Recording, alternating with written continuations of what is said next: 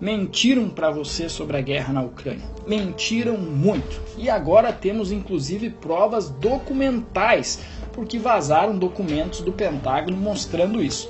E convenhamos, né? Para surpresa de zero pessoas com um pouco de senso crítico. Mas o mais curioso é que mesmo com provas documentais, a turma continua mentindo, repetindo as mesmas mentiras. É como se já tivessem contado a mesma história tantas vezes que fica difícil de voltar atrás. Então pegue a caneta e tome nota que vamos ver 10 mentiras cabulosas que te contaram sobre a guerra. Mentira número 1. A guerra começou em fevereiro de 2022 com a Rússia invadindo a Ucrânia do nada. Ou seja, não estava acontecendo nada, não tinha motivo nenhum, o Putin só queria anexar uns territórios e decidiu invadir a Ucrânia. Não é essa a história que a mídia nos conta? Mas é mentira. Na verdade, a guerra começou em 2014, quando a Ucrânia decidiu se aliar aos Estados Unidos e se voltar contra a Rússia. E quando eu digo começou, não é começou a motivação, não, começou literalmente. Bomba, explosão, tiro e gente morrendo todo dia. Isso começou em 2014, logo após o Euromaidan. O Euromaidan foi uma onda de protestos que começou assim, né, do nada na Ucrânia no final de 2013 e terminou em fevereiro de 2014 com a deposição do então presidente Yanukovych, que tinha sido democraticamente eleito pelo povo. Então, do nada começou assim uma revolução no final de 2013. O presidente que era amigo da Rússia é deposto e substituído por um presidente que era parceiro dos Estados Unidos. Esse cara aqui, ó, com o Putin nessa foto. Então cai o Yanukovych e pela primeira vez na história assume um presidente da Ucrânia que é pró-Estados Unidos e contra a Rússia, como vocês podem ver aqui em notícia da Forbes da época. Será que ia dar ruim? E olha a coincidência, o vice-presidente na época era o seu Joe Biden.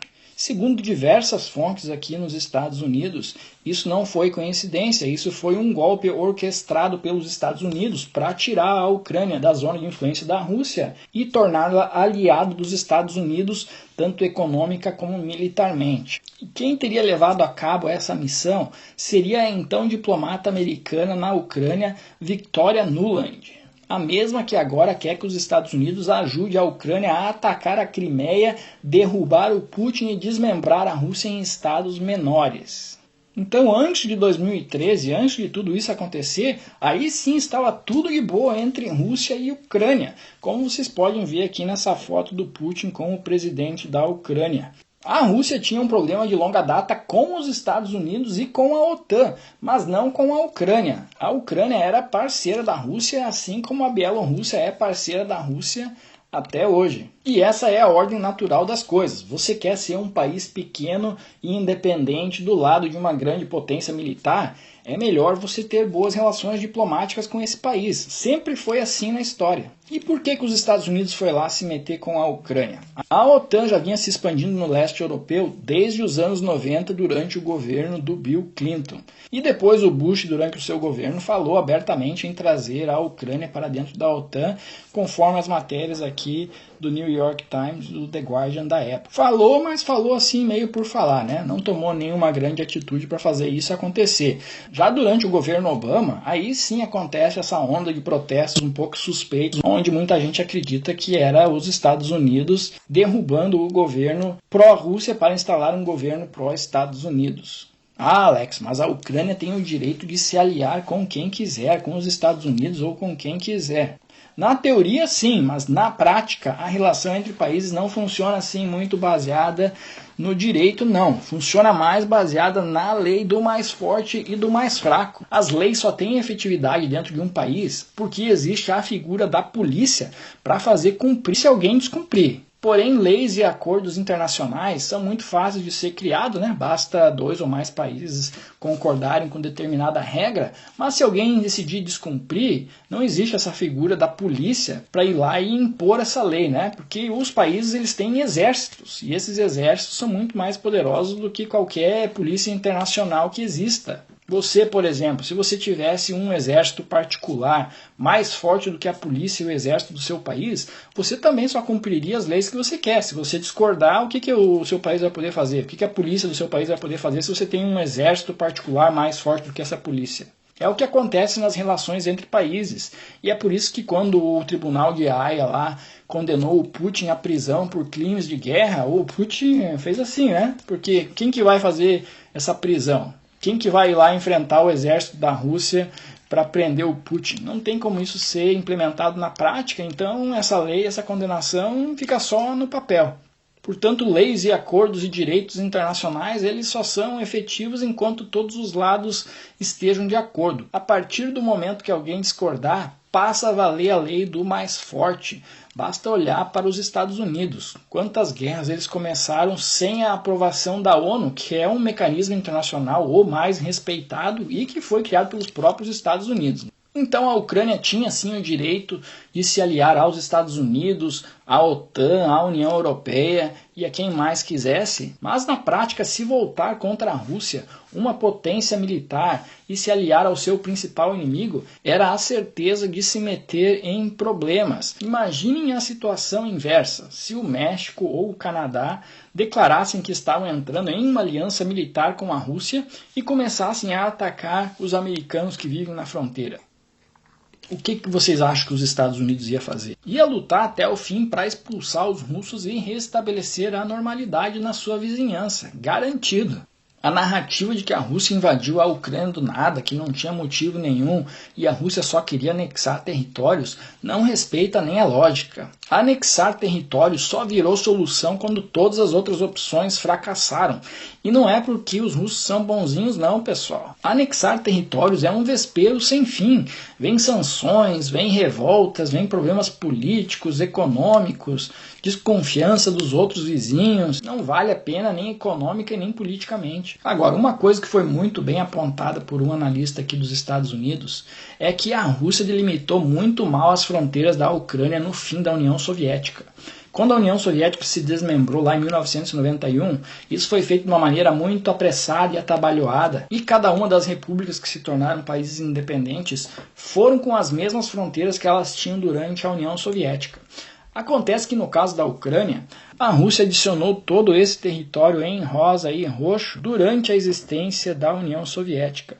Lá em 1922, quando começou a União Soviética, o Lenin adicionou ao território da Ucrânia toda essa parte em rosa, que era território russo. E adicionou porque não fazia muita diferença do ponto de vista do país, né? Era mais ou menos como trocar ali a fronteira do Mato Grosso com o Mato Grosso do Sul, aumentando um pouco um estado e diminuindo o outro.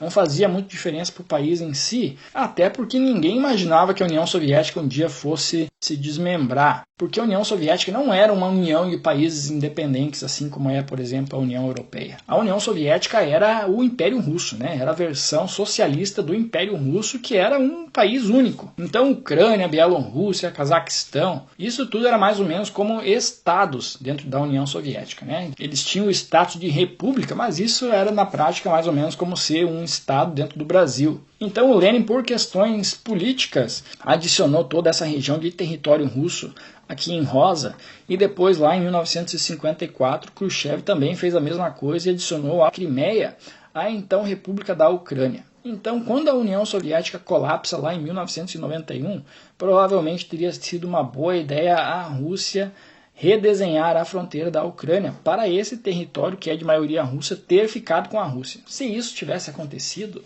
agora a Ucrânia, mesmo que quisesse entrar para a OTAN, não seria uma coisa assim tão trágica para a Rússia.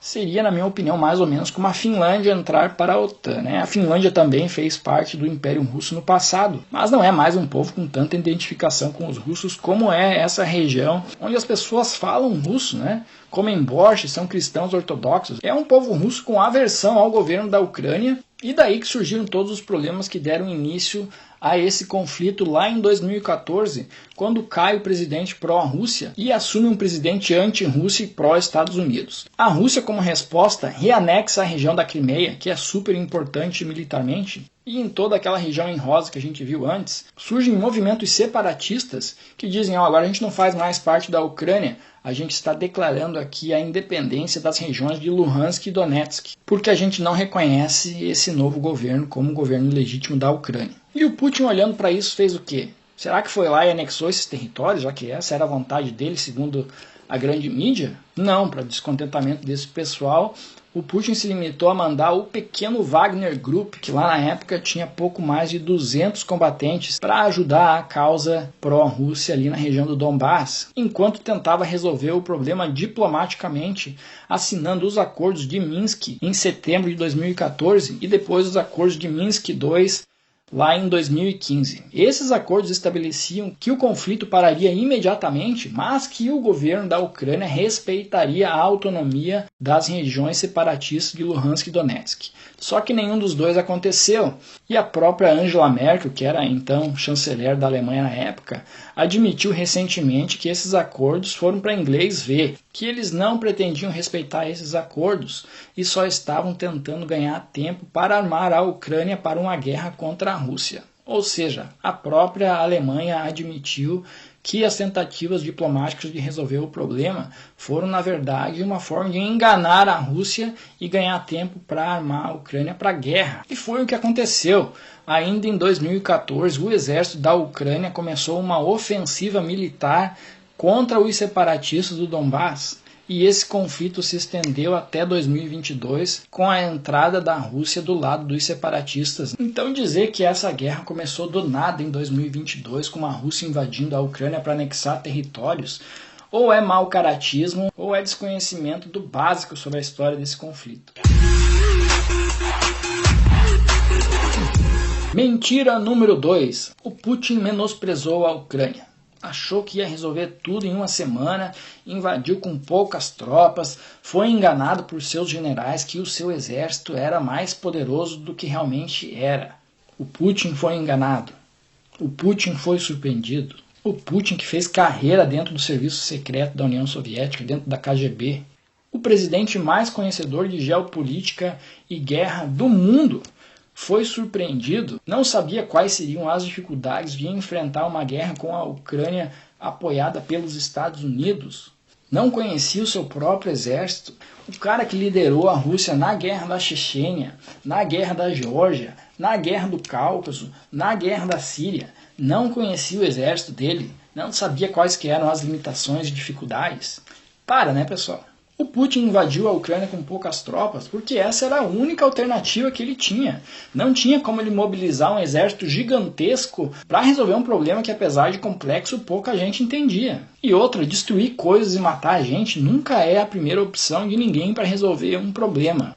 A intenção da Rússia não era ter que destruir a Ucrânia como está fazendo agora. O plano A do Putin era invadir rapidamente, chegar em Kiev, depor o governo do Zelensky, recolocar um governo pró-Rússia no local que desse autonomia para as regiões do Donbass, tirasse a Ucrânia do colo dos Estados Unidos, acabasse com essa conversa de OTAN e voltasse a colaborar com a Rússia. Esse era o plano A do Putin. E quase deu certo. Logo no primeiro mês da guerra, quase conseguiu assinar um acordo de paz com a Ucrânia na Turquia. Só não deu certo porque os Estados Unidos não deixou. E isso não sou eu quem estou dizendo, né? Isso é amplamente discutido aqui nos Estados Unidos, principalmente por representantes do Partido Republicano. Segundo ele, os Estados Unidos foram lá, prometeram para o Zelensky um caminhão de dinheiro se ele colocasse a Ucrânia para lutar até o último ucraniano. E o que vocês acham que os políticos ucranianos fizeram com uma oferta de 100 bilhões de dólares na mesa? 100 bilhões de dólares que não teriam como ser rastreados. O que vocês acham que eles fizeram? Vocês acham que eles pensaram no povo da Ucrânia e na soberania do país? Deixa aqui nos comentários que eu quero saber a opinião de vocês. O que sabemos é que o Zelensky aceitou a oferta dos americanos e começou até a falar em recuperar a Crimeia. E aí estamos até hoje. Os Estados Unidos devem também ter prometido para ele que a mídia americana faria dele o herói mundial. Eu não duvido nada, né? Zelensky, o herói mundial, o cara que levou o seu país à devastação total e volta à Idade Média, o cara que levou o seu povo a ser massacrado. Esse é o herói mundial. E o pior é ver gente instruída aí no Brasil idolatrando esse cara. Um incompetente, um inconsequente, um cara que levou o seu país ao massacre com os seus sonhos hollywoodianos. Ah, mas quem atacou foi a Rússia, o Zelensky só se defendeu, estava defendendo a soberania do seu país. Meu amigo, se você é o presidente do único país que sobrou separando as duas maiores potências militares do planeta, o mínimo que se espera de você é que você saiba dançar conforme a música e garantir que o seu povo não seja usado como bucho de canhão para um dos lados. Isso é o mínimo que se espera. O Zelensky era um despreparado, um aventureiro. Tem sim que ser responsabilizado pelo que aconteceu com o povo dele. Mas voltando à questão do Putin ter menosprezado a Ucrânia. Por que o Putin não fez com a Ucrânia logo de cara o que está fazendo agora? Chamar mais gente e partir para o bombardeio generalizado do país, destruir a infraestrutura, usar a sua artilharia de maneira maciça, como usou em Mariupol e em Bakhmut. Por que o Putin, burrão, não fez isso logo de cara? Porque, meus amigos, destruir coisas e matar gente nunca é a opção número 1 de ninguém. Principalmente de um cara que fez carreira no serviço secreto, resolvendo as coisas na calada da noite, na surdina. Quanto mais brutalidade, mais você é mal visto pelo mundo. É por isso que o Putin resistiu à estratégia da brutalidade ao máximo, tentou tomar no susto. Quando viu que não dava, aí sim se retirou de Kiev, veio para o sul, chamou o Surovikin e começou a destruir tudo, porque não sobrou outra alternativa para a Rússia. Mentira número 3. A Rússia é incompetente. Não consegue avançar há meses. Levou 9 meses para conquistar a pequenina Bakhmut, uma cidadezinha sem qualquer importância. Será? Bom, enquanto a Ucrânia estava indo bem na defesa de Bakhmut, era uma cidade muito importante segundo a mídia, uma cidade muito estratégica e fundamental para a reconquista dos territórios no sul. Quando a Rússia conseguiu virar o jogo e tomar a cidade, aí sim passou a ser uma cidadezinha pequena e sem importância, segundo a narrativa da OTAN. Mas a verdade é que Bakhmut é sim uma cidade importante, tanto política, quanto econômica, quanto estrategicamente para os dois lados. Principalmente do ponto de vista estratégico, porque o controle da cidade garante o controle do entroncamento entre várias rodovias importantes para a logística da guerra, como vocês podem ver aqui no mapa.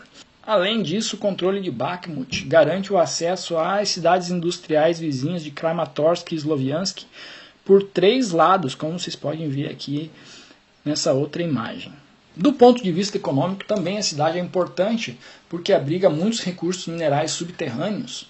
E do ponto de vista político, é mais importante ainda, porque para o Zelensky foi um símbolo da resistência ucraniana, e enquanto a Ucrânia estava indo bem ali na defesa da cidade, o Zelensky garantiu que dali eles não saíam. Então, politicamente, isso é uma derrota para o Zelensky, uma vitória para o Putin, e é por isso que a narrativa teve que mudar. O que nos leva à mentira número 4.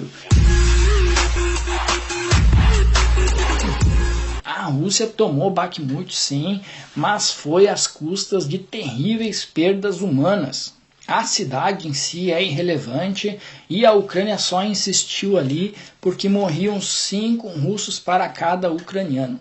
Essa mentira foi repetida exaustivamente pela mídia da OTAN e pelos papagaios da OTAN que tem aqui no YouTube também. Mas será que era verdade?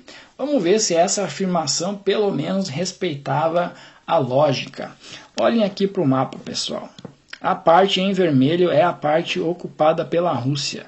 E aqui no meio está a cidade de Bakhmut.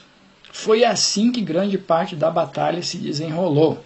Ou seja, a Rússia cercou a cidade e deixou apenas uma estrada livre, convidando os ucranianos para entrar no caldeirão. E sentou o dedo na artilharia. A pior situação possível para a defesa, né? No caso, a Ucrânia. E como sabemos que 80% das baixas nessa guerra são resultado de ataques de artilharia e mísseis? Com a Rússia disparando 10 vezes mais tiros de artilharia por dia do que a Ucrânia, segundo a própria OTAN, como é que seria possível 5 baixas russas para cada ucraniano nessa situação totalmente desfavorável para os ucranianos? Ou seja, isso não seguia nem a lógica. Na verdade, a informação não estava errada, só estava invertida.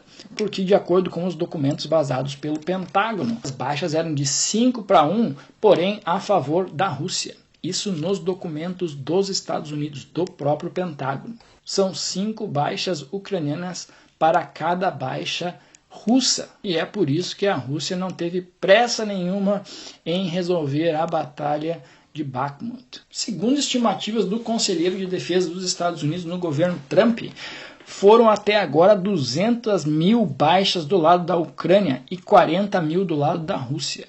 400 mil feridos do lado da Ucrânia e 80 mil do lado da Rússia. Não sou eu que estou dizendo, é o assessor de defesa dos Estados Unidos durante o governo do Trump, né? Porque o assessor durante o governo do Biden, obviamente, tem outros números. Mentira número 5.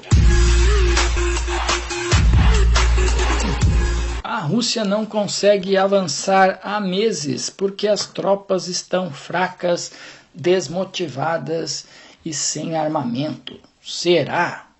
Vocês lembram que a Rússia só tinha, segundo a OTAN, combustível para mais 3 dias de guerra. Isso lá na segunda semana de guerra. A Rússia só tem combustível e armas para mais 3 dias. Vocês lembram dessa notícia? Pois é, já se passou mais de 1 ano e agora estão dizendo que a Rússia continua com problemas de desmotivação da tropa e falta de munição. Será que é verdade dessa vez? Bom, agora nós sabemos a resposta porque está nos documentos vazados do Pentágono, que diz que quem está ficando sem munição é a Ucrânia. E, na verdade, a Rússia não conseguiu avançar nos últimos meses pelo mesmo motivo que a Ucrânia também não conseguiu. O solo lamacento. Esse aqui é o solo da Ucrânia durante esse inverno. O inverno foi mais ameno do que costuma ser e grande parte do solo não congelou. Quando o solo da Ucrânia não congela, isso é o que acontece. Vira um lamaçal, uma areia movediça, onde não tem como trafegar.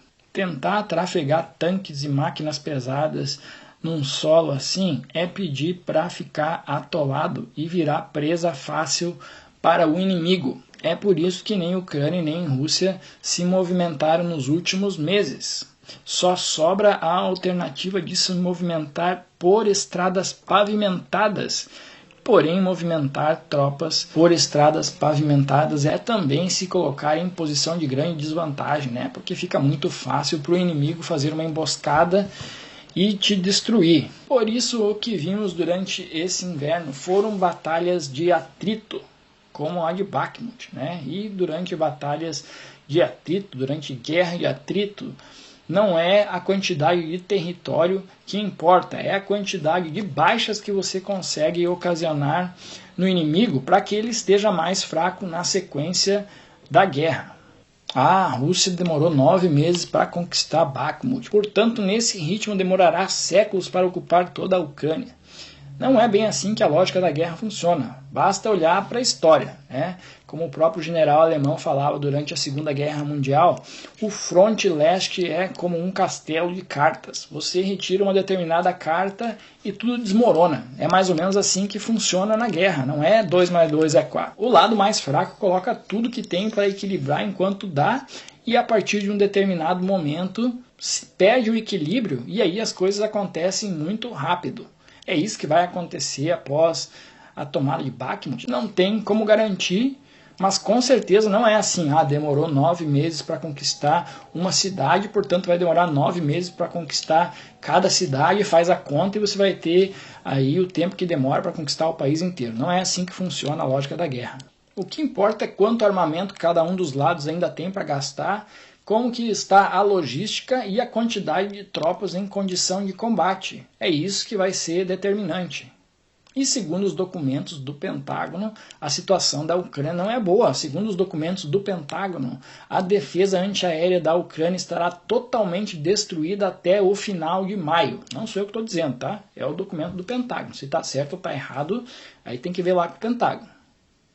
E se isso for verdade, a situação fica muito difícil para a Ucrânia muito em breve. E talvez seja por isso que está apostando todas as suas fichas na tal da contraofensiva. Vai tentar uma última cartada, porque se essa contraofensiva falhar, as coisas devem ficar bem difíceis para o lado da Ucrânia. Mentira número 6. Mesmo que a Rússia ganhe, a Rússia estará acabada, porque as sanções econômicas destruíram a economia da Rússia. Será? Bom, vamos dar uma olhada nos números. O PIB da Rússia caiu pouco mais de 2% em 2022, enquanto o PIB da Ucrânia caiu mais de 30%. Fora o Nord Stream, o gasoduto Nord Stream, que foi destruído, e a ponte da Crimeia, que foi danificada, a Rússia está praticamente intacta, enquanto a Ucrânia está com 50% da sua rede elétrica destruída. Perdeu mais de 1/4 de sua população, grande parte do seu parque industrial, 20% do seu território, suas melhores terras agrícolas e praticamente toda a sua saída para o mar. Então a Rússia está acabada depois dessa guerra. Quem está acabada é a Ucrânia, do seu Zelensky, né? O inconsequente. A Rússia perdeu sim parceiros comerciais com o Ocidente, né? Por causa das sanções. Porém, expandiu muito a parceria que tinha com outros países, como a China, a Índia e o próprio Brasil. A Rússia foi sim excluída do sistema SWIFT, que é o sistema de pagamento internacional, o que é um problema grave, sim, principalmente para quem exporta, porque precisa receber em dólares. Porém, conseguiu tirar do papel o projeto antigo que tinha com a China de desdolarizar a economia e criar um sistema de pagamento alternativo ao dos Estados Unidos, o que será um golpe muito mais pesado para os americanos do que qualquer sanção que tenha sido imposta à Rússia. Se isso der certo, meu amigo, isso é uma tragédia para os Estados Unidos. Mas sobre isso eu vou fazer um vídeo específico, porque o assunto merece detalhamento. O fato é que as sanções econômicas não tiveram o efeito que o Ocidente esperava.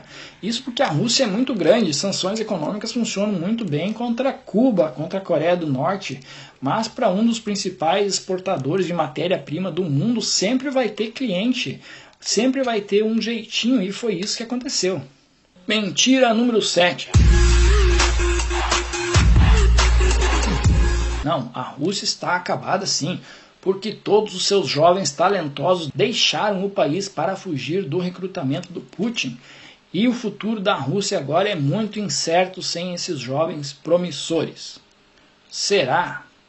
Vamos dar uma olhada novamente nos números. Fugiram da Rússia entre 300 e 900 mil pessoas desde o início da guerra. Menos de 1% da população. E a maioria dessas pessoas fugiram para os países vizinhos da Geórgia e da Armênia.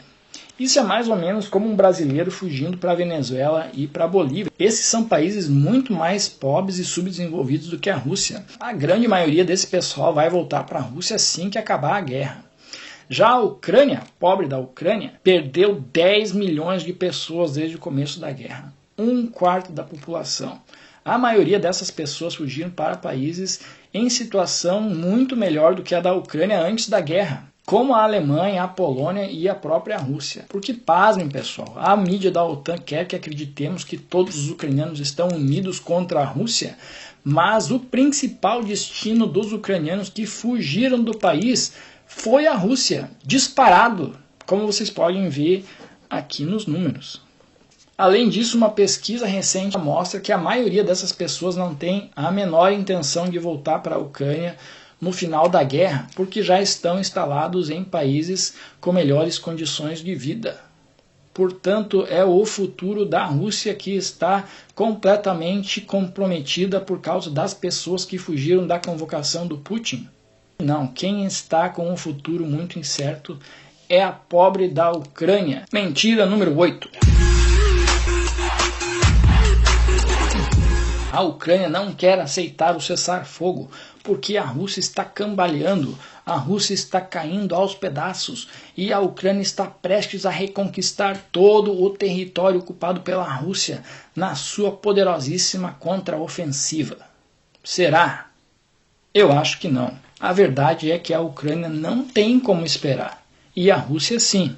Ano que vem é ano de eleição nos Estados Unidos. E se o Joe Biden perder para os republicanos, tanto o Trump quanto o Ron DeSantis, que é o outro possível candidato pelos republicanos, já falou que a fonte vai secar para a Ucrânia, porque é uma insanidade o que o Joe Biden está fazendo com o dinheiro do contribuinte americano. Os Estados Unidos não têm nem como rastrear o que está acontecendo com essa quantidade absurda de dinheiro que está sendo enviado para a Ucrânia. Um país que não tem nada que os Estados Unidos precisa. O principal interesse do Partido Democrata e do governo do Joe Biden nesse momento em prolongar essa guerra é um motivo político, é a eleição. A saída dos Estados Unidos do Afeganistão já foi um fiasco para o Joe Biden e perder a guerra da Ucrânia agora praticamente sela a derrota do Joe Biden nas próximas eleições. E é por isso que qualquer sonho dos neocons de destruir a Rússia e de tirar o Putin agora fica em segundo plano, porque a sobrevivência do Partido Democrata no poder está ameaçada. É assim que a política funciona. Então, para a Rússia, esperar é muito jogo, é uma aposta com grande chance de sucesso, enquanto para a Ucrânia esperar não é uma opção. A Ucrânia tem que resolver agora, e é por isso que vai apostar tudo nessa contraofensiva. Ou vai ou racha, cessar fogo não é uma opção. Mentira número 9. O exército da Rússia está completamente destruído. Vai levar décadas para poder conseguir se organizar para lutar outra guerra. Será? Se esse era o sonho molhado dos neocons de Washington, eu acho que o tiro saiu pela culatra. Porque pensem comigo, a Rússia começou essa guerra com um exército muito menor do que o que tem hoje, meio enferrujado, com equipamentos antigos do tempo da União Soviética, generais engordando na prateleira há décadas. E agora tem o exército mais experiente e preparado do mundo, junto com a própria Ucrânia. Um exército que, segundo estimativas, já conta com quase 2 milhões de combatentes na ativa, com a indústria bélica operando 24 horas por dia, 7 dias por semana, produzindo o que tem de melhor no menu do arsenal russo.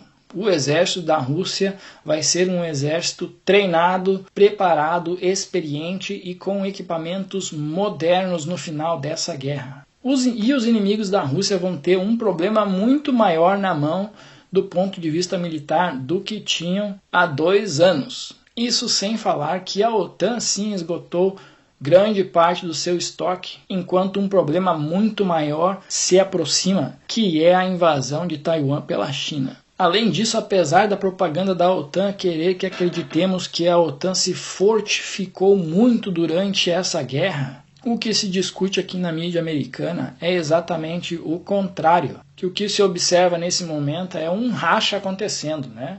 Temos o exemplo claro do Macron, que foi para a China e voltou falando que tem que repensar se a União Europeia quer seguir no rumo que os americanos estão dando para a OTAN.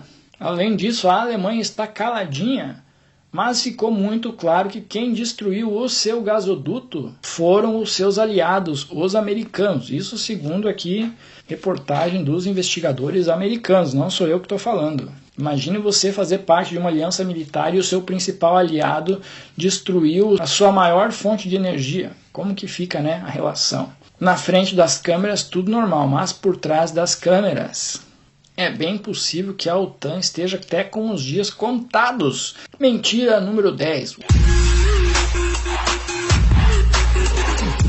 O exército da Rússia era muito mais fraco do que se imaginava. Mal está dando conta da Ucrânia, quem dirá em uma guerra contra a OTAN. Bom, essa guerra já é contra a OTAN. Pode não ser contra a OTAN com 100% de sua capacidade, mas também não é contra a Rússia com 100% de sua capacidade. Porque lutar a 100% de sua capacidade custa caro e morre gente. Não é fácil justificar uma grande mobilização de milhões de pessoas. A Rússia nem sequer declarou guerra. Se declarasse guerra, poderia converter a sua indústria convencional para a indústria de guerra, né? Você pega lá a sua indústria que está lá produzindo automóveis, por exemplo, e fala, a partir de agora você produz tanques de guerra. Essa seria a Rússia em potência máxima. A Rússia não está em potência máxima e nem a OTAN. Porém, a guerra é sim contra a Ucrânia mais a OTAN. É logística da OTAN, é equipamento da OTAN, é dinheiro da OTAN, é inteligência da OTAN, são generais da OTAN, são satélites da OTAN. Então, é sim Rússia contra a OTAN. E é por isso que existiu tanta dificuldade. Agora, o exército da Rússia não é tão bom quanto se imaginava. Eu não sei quanto que se imaginava, mas eu tento acreditar que todo exército é um pouco enferrujado até que uma guerra comece, né? Porque se tem uma coisa que é certa é que você não fica bom não fazendo determinada coisa, né? Você fica bom praticando. Então, se um exército fica lá parado, com certeza não é tão eficiente como um exército que luta guerras. Por isso que o exército da Rússia e o exército da Ucrânia, nesse momento, tem uma vantagem competitiva clara contra o exército dos Estados Unidos e outros exércitos que estão parados em casa, né? Esse pessoal agora tem experiência de guerra. Com certeza também a Rússia começou essa guerra com equipamentos velhos, porque se você tem um monte de equipamento lá, você vai usar esse equipamento primeiro. E daqui para frente não é mais o caso. A Rússia vai ter que repor tudo isso com equipamentos modernos. Então existe sim um pouco de verdade que a Rússia não era tão forte quanto alguns imaginavam, mas eu acho que isso é verdade para qualquer exército que não luta a guerra. O que é fato é que a Rússia termina com um exército muito maior e mais preparado do que começou. E isso vai ser um problema para todos os seus inimigos, não só para os Estados Unidos e para a OTAN. Ah, mas se a Rússia teve toda essa dificuldade contra a Ucrânia, contra a OTAN, não teria chance nenhuma. Mais uma vez, a lógica da guerra não é tão simples assim. Basta olhar para o passado, pessoal. O que aconteceu na Segunda Guerra Mundial? A União Soviética começou a guerra tomando um sufoco da pequena Finlândia. A Finlândia tem 5 milhões de pessoas. É menor do que a cidade de Moscou. A União Soviética tomou um revés lá, voltou para casa com o rabo no meio das pernas e terminou massacrando com requintes de crueldade o exército mais poderoso do mundo, que era o exército da Alemanha. Então a lógica da guerra não é tão simples assim. Ah, teve dificuldade com um adversário pequeno, não tem como se dar bem com um adversário maior. Depende de como as coisas se desenrolam. Não tem como a Rússia lutar com força máxima contra a Ucrânia, porque o Putin não teria nem capital político para declarar uma guerra e mobilizar uma grande quantidade de soldados. Porém, em uma guerra contra a OTAN, ou mesmo em uma guerra onde tem ataque do território russo, aí sim, né? E é por isso que os Estados Unidos tentam evitar a qualquer custo que a Ucrânia ataque o território russo. O próprio documento do Pentágono mostra isso, que o Zelensky queria atacar Moscou no aniversário da guerra. Porque para o Zelensky, pior do que tá, não fica. Ele quer mesmo é que o pau coma e que a OTAN tenha que vir se envolver diretamente na guerra. Então ele planejava um ataque a Moscou, porque aí sim a Rússia partiria para uma ignorância maior, talvez até para o uso de armas nucleares. Porque está na lei da Rússia. A Rússia só pode usar armas nucleares se o seu território for atacado. Então os Estados Unidos foi lá e desautorizou o Zelensky. É assim que funciona uma guerra. Você precisa de capital político para você conseguir colocar o seu país inteiro em função da guerra. No caso da Ucrânia isso foi possível, porque o país está sendo invadido, né? Então você para tudo para lutar uma guerra. No caso da Rússia não. Para a Rússia fazer isso ela teria que estar pelo menos sendo atacada por um país estrangeiro. E vamos torcer que isso não aconteça, porque a última coisa que a gente quer é que essa guerra escale e morra ainda mais gente do que já está morrendo. Mentira número 11. Mentira bônus, né? Porque eram para ser 10, agora serão 11.